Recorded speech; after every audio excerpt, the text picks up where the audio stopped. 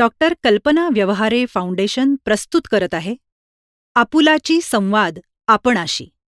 संपादिका वैशाली व्यवहारे देशपांडे.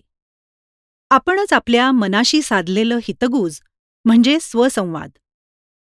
आपुलाची संवाद आपणाशी या पुस्तकात लेख लिहिलेल्या प्रत्येक दिग्गज लेखकाचं हे हितगुज अभ्यासाबरोबरच मंथन, चिंतन आणि त्यांनी त्यांच्या विषयाशी साधलेल्या सहज, सोप्या संवादातून शब्दस्वरूपात व्यक्त केलंय. या लेखमालेतला प्रत्येक लेख म्हणजे अनुभव, अभ्यास आणि विचार या साधनांनी पैलू पाडलेला हिरा. प्रत्येक लेख त्याच्या तेजाने अचंबित करणारा आहे. संवाद असाही असू शकतो. आजवर माहीत असलेला संवाद म्हणजे एक तर परस्परांशी किंवा स्वतःच्या मनाशी. आपल्या स्वतःशी होणाऱ्या संवादामध्ये आलेले हे दृश्य अदृश्य घटक रोजचे असले तरी किती वेगळे आहेत. थांब जरासा असं मनाला सांगत कल्पनात्मक, रूपकात्मक, स्पर्शात्मक आणि विचारात्मक असा हा शब्दसंवाद विलोभनीय आहे. लेखमालेतला आजचा लेख वृक्षसंवाद. वनस्पती वर्गीकरण शास्त्रातले ज्येष्ठ तज्ज्ञ आणि देवराईचे अभ्यासक, निसर्ग संवर्धनाचे मार्गदर्शक, अनेक पुरस्कारांनी सन्मानित, विविध साहित्य प्रकारात विस्तृत आणि खुसखुशीत लेखन करणारे लेखक श्री द महाजन. चिंच या अस्सल देशी वृक्षाशी केलेल्या संवादातून लेखकानं या वृक्षाचं सर्वांगीण महत्त्व विशद केलंय. पर्यावरणाचा साकल्याने विचार करून वृक्षांची निवड, लागवड आणि जोपासना करण्याची आवश्यकता सांगणारा हा साधनापूर्ण लेख वृक्षसंवाद. लेखक श्री द महाजन. अभिवाचन केलंय प्रसाद मिराजदार यांनी. तू मूळची भारतीय नाहीस म्हणे. मी चिंचेला मुद्दामच खिजवण्यासाठी विचारलं. कित्येक वनस्पतीशास्त्रज्ञ आणि निसर्ग अभ्यासक असं म्हणतात. कोण म्हणतंय मी मूळची भारतीय नाही, आफ्रिकेतनं आली आहे म्हणून?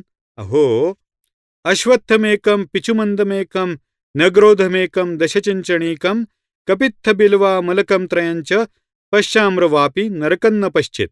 अर्थ, पिंपळ, कडुनिंब आणि वड यापैकी प्रत्येकी एक किंवा चिंचेचे 10 किंवा कवट, बेल आणि आवळा यापैकी प्रत्येकी 3 किंवा आंब्याचे 5 वृक्ष जो लावेल तो कधीही नरक पाहणार नाही. म्हणजेच नरकात जाणार नाही, त्याचे वाईट होणार नाही, कल्याणच होईल. शेकडो वर्षापूर्वी लिहिलेल्या या भविष्य पुराणात माझा उल्लेख आहे, ते काय मी भारतीय असल्याशिवाय? त्याचप्रमाणे 12व्या 13व्या शतकांपासून अरब अभ्यासकांनी माझं नाव ठेवलं तमर हिंद, म्हणजे हिंदुस्थानचा खजूर. त्यावरून इंग्रजांनी माझं नामकरण केलं टॅमरिंड. आणि 18व्या शतकात वनस्पती वर्गीकरण शास्त्राच्या पितामहांनी कॅरलोस लिनियसने तर शास्त्रशुद्ध बारसं केलं टॅमरिंडस इंडिकस. हे नाव जगन्मान्य झालंय आणि त्या नावातच माझं भारतीयत्व अनिच्छूच आहे, समजलं? चिंचेला अजून चिडवण्यासाठी मी म्हणालो, आज म्हणजे हल्ली तू भारतातल्या कोणत्याही जंगलात आढळत नाहीस असा निसर्ग अभ्यासकांचा दावा आहे. भारतभर अगदी असे तू हिमाचल तू आढळतेस, पण ती गावात, खेडोपाडी किंवा शेताच्या बांधावर अगर रस्त्याकडेने लावलेली असतेस. पूर्व आफ्रिकेतून आणून तुझी रोपं लावायला खूप पूर्वीपासून सुरुवात झाली नसेल कशावरून?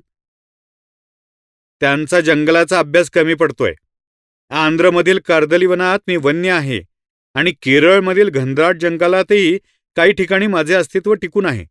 त्याचप्रमाणे पद्दुचेरी म्हणजे पॉंडेचेरीमधल्या संरक्षित जंगलात अगदी भर गावात कोर्टाच्या इमारतीजवळ मी आणि माझ्या बहिणी वर्षानुवर्ष उभे आहोत. इतकेच काय, पण तामिळनाडूमधील तिरुवक्कराय गावाजवळच्या फॉसिल फॉरेस्टमध्ये लाखो वर्षांपूर्वीच्या माझ्या पूर्वजांचे अवशेष पहुडले आहेत. भारताचा दक्षिण भाग फार वर्षांपूर्वी एकेकाळी पूर्व आफ्रिकेच्या किनाऱ्याला जोडला गेलेला होता. तेव्हापासून आमच्या पूर्वजांच्या पिढ्यानपिढ्या मध्यपूर्व आफ्रिका आणि भारतीय द्वीपकल्पामध्ये वस्ती करून आहेत. झाले का आता तरी समाधान? निदान तुझे तरी? चिंचाबाई तार स्वरात करवादल्या. मी लिहायला बसलो त्या टेबलावर मोठी खिडकी आहे. समोर एका चिंचेच्या महावृक्षाचा पर्णपसारा दिसतो. खिडकीतून दिसणाऱ्या अवकाशापैकी सुमारे 40% चिंचेची हिरवाई फांद्या आणि पाने दिसतात. त्यातच अधूनमधून खालच्या एक मजली घराच्या छपराचा थोडासा भाग दिसतो. या घरात राहायला आल्यापासून गेली 10 वर्षे ही खिडकी आणि समोरची चिंच माझ्या दैनंदिन जीवनाचा एक अविभाज्य भाग झाले आहेत. चिंचेशी तर माझी जानी दोस्तीच झाली आहे जणू. तिचे वर्षभरातील ऋतुमानाप्रमाणे बदलत जाणारे विभ्रम मला मोहित करतात. तो मळकट राखाडी हिरवा पानपसारा, त्या सर्व दिशांना झेपावत जाणाऱ्या अग्रभागाच्या डहाळ्या आणि मातकट तपकिरी बदामी रंगाच्या चिंचेच्या लहान मोठ्या वाकड्या वळलेल्या आकड्या. 10 वर्षांपूर्वी वृक्षाच्या शेंड्यावरून पर्वती दिसायची. आता फांद्यांची वाढ झाल्यामुळे दिसत नाही. सुमारे 70 फूट उंच ही वृक्षराजी अजूनही वाढतेच आहे. वसंत ऋतू संपता संपता इतर बहुतेक सर्व मित्रमैत्रिणींनी नवीन पालवीची झगमगती पोपटी वस्त्र परिधान करून झाल्यावर आमच्या चिंचाबाईंना उशिरा जाग येते. वसंत ऋतू म्हणजे आपण पूर्वापार ऐकत आलो आहोत तो चैत्र वैशाख वसंत ऋतू नाही बरं का. आपली वसंत ऋतूची कालनिश्चिती कुठेतरी चुकते आहे. आपल्याकडचा वसंत ऋतूचा काळ 16 फेब्रुवारी ते 15 एप्रिल असा असतो. तर काय सांगत होतो, आमच्या चिंचाबाईंना जाग येते एप्रिलच्या मध्यावर केव्हा तरी. ती सुद्धा खडबडून येणारी जाग नाही बरं का, हळूहळू आळोखे पिळोखे देत येणारी जाग. सुरुवातीला वरच्या टोकाकडच्या डहाळ्या निष्पर्ण व्हायला लागतात. नखा एवढ्या पर्णिका गळून पडायला लागतात. काही हिरव्या असतानाच गळतात, पण बऱ्याचदा गळण्यापूर्वी पिवळ्या होतात. हळूहळू हे पानगळतीचे लोण खाली आणि मध्याकडे पसरत जातं. झाड उजाड बनायला लागतं आणि पलीकडच्या पांढऱ्या इमारतीचे काही भाग दृगोच्चर व्हायला लागतात. खाली जमिनीवर हिरव्या पिवळ्या पर्णिकांचा सडा पडलेला दिसतो. पण चिंचाबाई पूर्णपणे निष्पर्ण होत नाहीत बरं का. पानगळ चालू असतानाच सुरुवातीला निष्पर्ण झालेल्या डहाळ्यांना नवी पालवी यायला सुरुवात होते. नवी पालवी अशी काही तजेलदार पोपटी दिसते की पाहतच राहावं. पानगळ होत असतानाच क्रमाक्रमाने नवीन पाने येण्याचा हा सोहळा पाहताना नवयुवती साडी ल्यायताना कशी दिसेल तशीच मला दिसते. पहिली साडी सोडणे आणि दुसरी साडी परिधान करणे याची अगदी बेमालूम सांगड घातली जाते. कुठल्या तरी नाटकातल्या या विषयावरचा एक संवाद मला आठवतो. साडी बदलून झाल्यावर नवपरिणीत नवरी पतिराजांना विचारते, आता मी कशी दिसते? यावर पती उत्स्फूर्तपणे उद्गारतो, नेसत असताना सुंदर दिसत होतीस. चिंचेच्या बाबतीत हे तंतोतंत बरोबर वाटते. आणखी एक गोष्ट, नवपल्लव येण्याची प्रक्रिया चालू असतानाच चिंचाबाई बहरात येऊ लागतात. छोट्या छोट्या लाल पिवळ्या फुलांचे तुरे डहाळ्यांवर येऊ लागतात. पानागणिक येणाऱ्या तुऱ्यांमधील फुले तुऱ्याच्या खालपासून टोकाकडे क्रमाक्रमाने उमलत जातात. अगदी गर्भरेशमी जरीची पैठणी परिधान केलेल्या सुंदर युवतीसारखी चिंचाबाई नटून जाते. सकाळच्या कोवळ्या उन्हात तर ही झळाळी डोळे दिपवणारी असते. खाली जमिनीवर रस्त्यावर हिरव्या पिवळ्या लाल ठिपक्यांची रांगोळी काढल्यासारखा सडा पडतो. प्रत्येक फुलातील 5 पाकळ्यांपैकी 4 पिवळ्या आणि 1 लाल असतं. अजून झाडावर गाभुळलेल्या चिंचा असतातच. त्यातल्या काहींचे आकडे तर काहींचे बुटुके जमिनीवर गळून पडायला लागतात. चिंचेवरची पक्ष्यांची लगबग तर पाहण्याजोगी असते. पोपट, कावळे, तांबट, बुलबुल, कोकिळ, शिंजीर, दयाळ, शिंपी अशा कितीतरी पक्ष्यांचा जणू स्नेहमेळावाच जमलेला असतो. मला तर खूप वेळा असं आढळलंय की शेजारच्या आंब्याच्या झाडाला मोहर आलेला असताना सुद्धा कोकिळ कुजन चिंचेच्या दाट पर्णसंभारातून ऐकू येतं. शेजारच्या सोनचाफ्यावरून त्याला कोकिळ कलकलाट करून साथ देत असतात. सूर्यास्तानंतर पेशवे पार्कच्या झाडीतून उडून आलेली वटवागळं चिंचेच्या वरच्या डहाळ्यांना उलटी लटकून चिरचिराट करतात. कित्येक वेळेला करड्या धनेश म्हणजे ग्रे हॉर्नबिल पक्ष्याची जोडीही वरच्या फांद्यांवर उतरलेली पाहायला मिळते.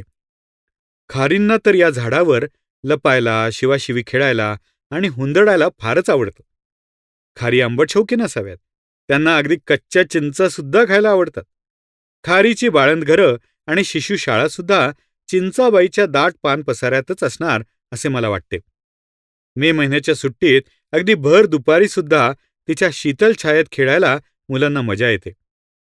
चिंच सुंदरीच्या या लावण्याचे हेलावून टाकणारे रूप पाहताना आणि त्याविषयी लिहिताना मला एक कविता तीव्रतेने आठवते. कवीचे नाव आठवत नाही, पण ती कविता म्हणजे हे चिंचेचे झाड दिसे मज चिनार वृक्षापरी. या कवितेत कवीने चिंचेच्या झाडाला गौणच मानले आहे. तिचे रूप अगदीच सामान्य सुमार असल्याचे गृहीत धरले आहे. त्यामुळे मला यातना होतात. हिमालयात मी खूपच निसर्ग भ्रमंती केलेली आहे. अजूनही दरवर्षी एकदा तरी हिमालयात कुठेतरी गेल्याशिवाय मला चैन पडत नाही. काश्मीरचा सुप्रसिद्ध चिनार वृक्ष उत्तराखंड आणि विशेषतः हिमाचलमध्येही अनेक ठिकाणी पाहायला मिळतो. तो छानच दिसतो, मला आवडतोही.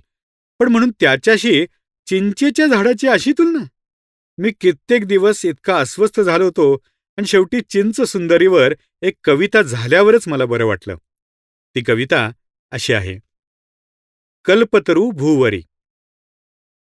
कल्पतरू भूवरी. कशाला जावे दूरदेशी शोधण्या उगा काश्मीरी, असता चिंच सुंदरी उभी सदोदित दारी. सुरेख पोपटी पालवी पल्लव नाजूक भारी, झळाळे त्यावर पुष्प सोहळा पिवळा तांबूस भरजरी. बालपण रम्य आठवे बोरे चिंचा चिंचोके कितीतरी, सार सर्वस्व अर्पित रसाळ स्वाद करण्या पाकघरी. कोकिल कुजन आम्रतरू परी चाले तुवा तरुवरी, किती नाचती बागडती शाखा शाखांवरी खारी.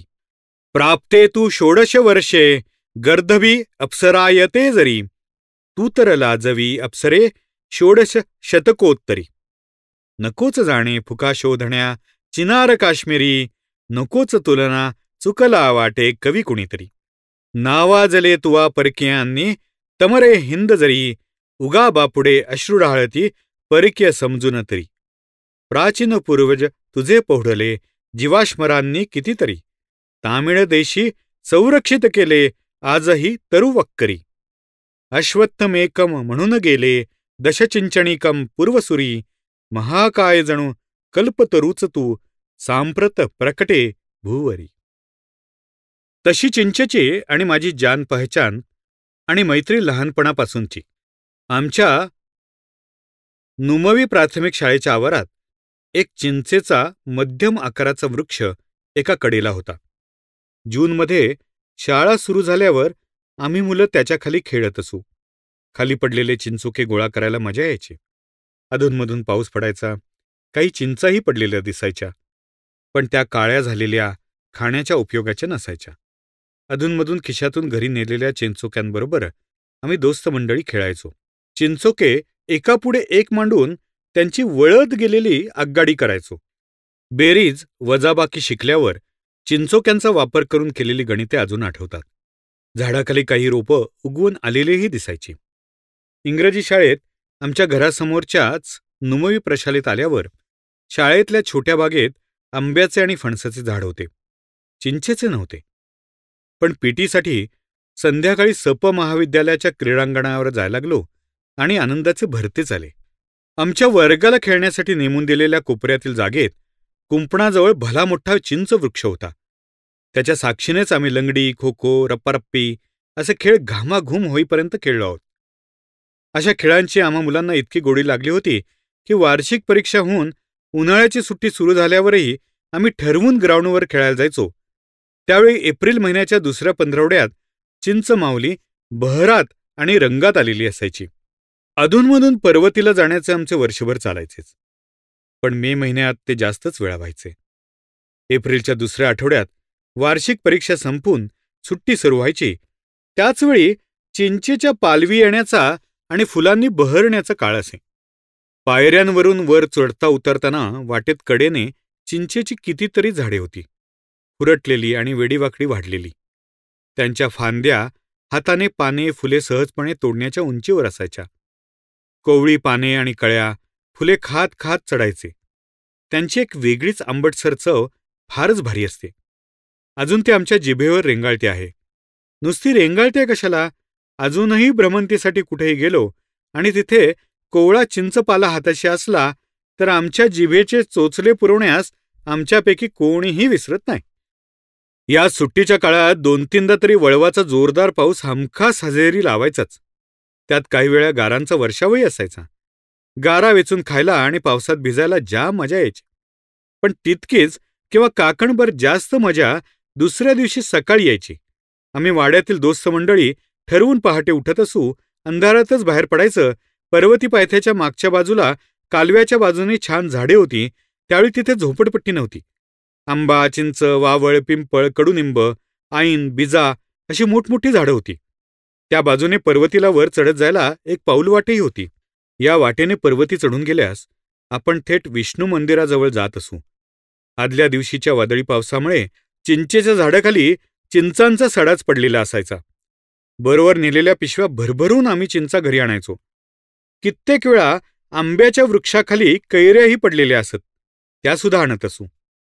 पुढे कोल्हापूरला नोकरीनिमित्ताने गेलो आणि 30 वर्षे आमचे कुटुंब करवीर निवासी झाले. आमच्या कॉलेजमध्ये माझ्या बसण्याच्या खोलीत खिडकीतून बाहेर जवळच चिंचेचे एक मध्यम आकाराचे झाड दिसायचे. त्याच्यावर अनेक पक्षी किलबिलाट करायचे. त्यात भोरड्या, नाचरा, मक्षाद म्हणजे फॅन्टेल फ्लायकॅचर, चष्मेवाला, लालबुड्या बुलबुल, मैना यांचा किलबिलाट चालू असायचा. काही फांद्यांवर घरटीही पाहायला मिळायची.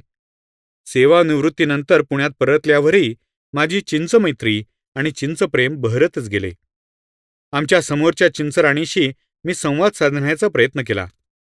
एकंदरीतच वनस्पती जीवन आणि त्यातही चिंचेसारख्या महावृक्षाची जीवनयात्रा आणि जीवनप्रक्रिया यांविषयी माझ्या मनात प्रचंड कुतूहल बालपणापासूनच निर्माण झालं होतं. त्यामुळे मी प्रश्न आणि शंका विचारत गेलो आणि आमचा संवाद रंगतच गेला.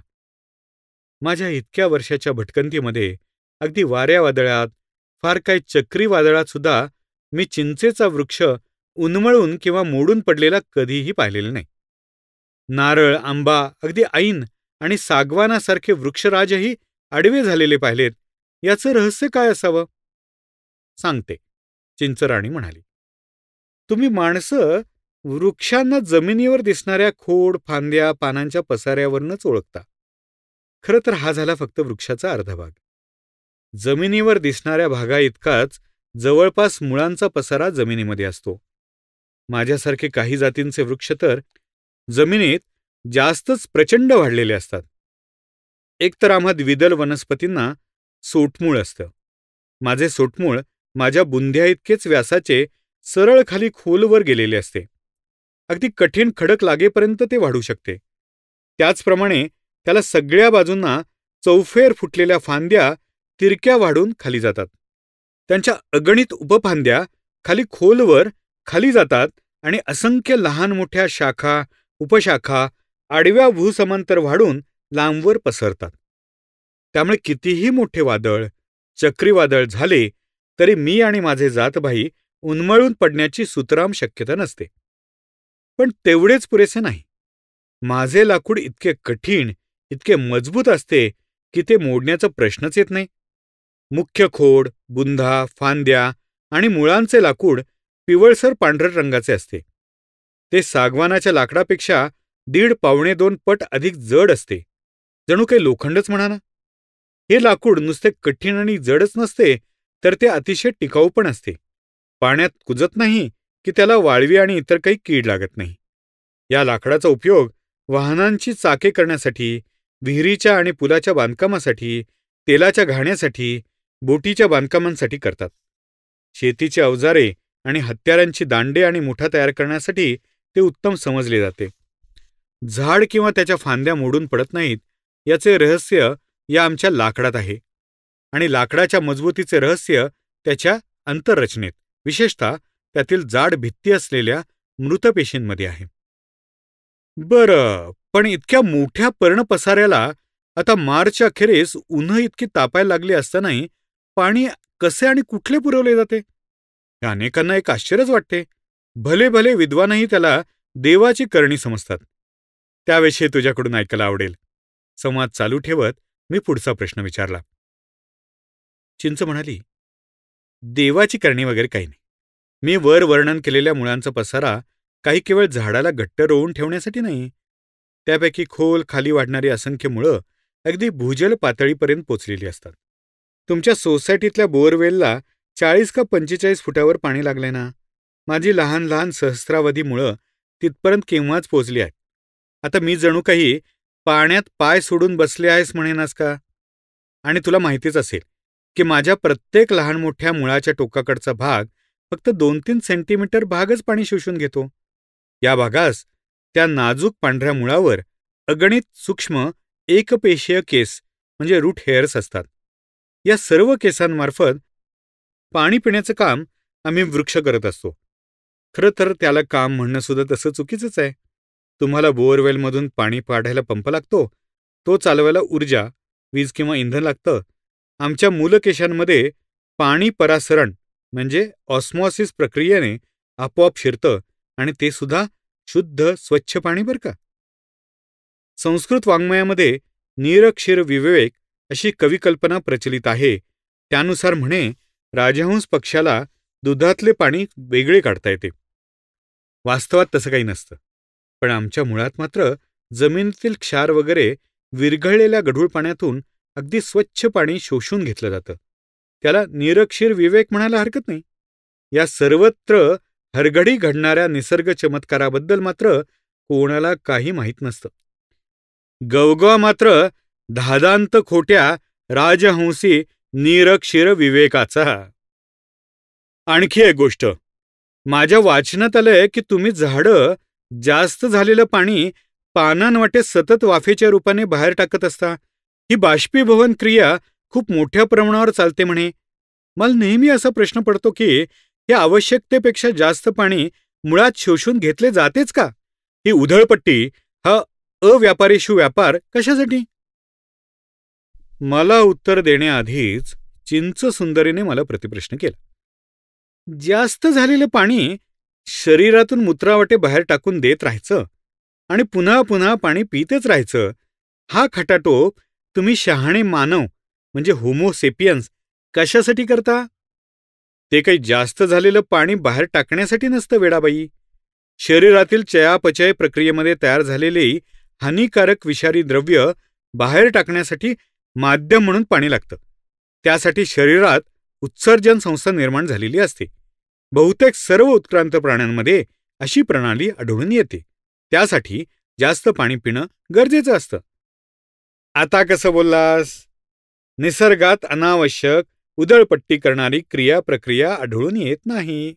वनस्पतींमध्ये बाष्पोत्सर्जन प्रक्रियेमध्ये, जिला ट्रान्स्पिरेशन म्हणतात, त्यामध्ये पानांवाटे पाण्याची वाफ बाहेर निघून जाते. बाष्पीभवन म्हणजे इव्हॅपोरेशन या भौतिक प्रक्रियेसारखाच हा प्रकार असतो.